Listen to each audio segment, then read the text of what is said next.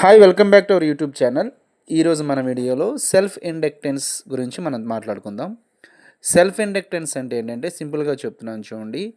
ఒక కాయిల్లో current change అనేది అయిందనుకోండి, ఆటోమేటిక్గా మనకి ఒక కాయిల్లో కరెంట్ అనేది ట్రావెల్ అయితే మ్యాగ్నెటిక్ ఫీల్డ్ ట్రావెల్ అవుతుంది, జనరేట్ అవుతుంది.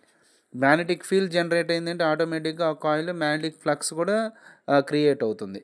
అయితే ఇప్పుడు విషయం ఏంటంటే మనకి ఎప్పుడైతే కరెంట్ అనేది చేంజ్ అవ్వటం అంటే ఇక్కడ ఇంక్రీజ్ అవుతుందో ఆటోమేటిక్గా మ్యాగ్నెటిక్ ఫ్లక్స్ కూడా ఇంక్రీజ్ అవుతుంది. మ్యాగ్నెటిక్ ఫ్లక్స్ ఇంక్రీజ్ అయిందంటే ఆటోమేటిక్గా మ్యాగ్నెటిక్ ఫీల్డ్ కూడా ఇంక్రీజ్ అవుతుంది.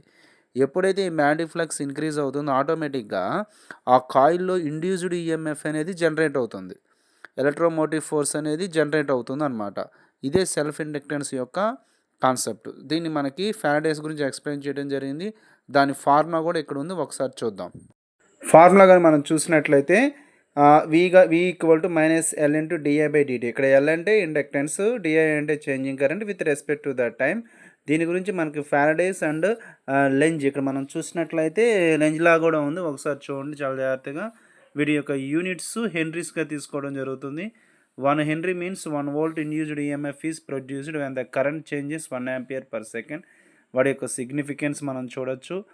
ఒకసారి దీన్ని అబ్జర్వేషన్ చేయండి. If you have any doubt ask me in comment section, then clarify about it. Thank you and like, subscribe.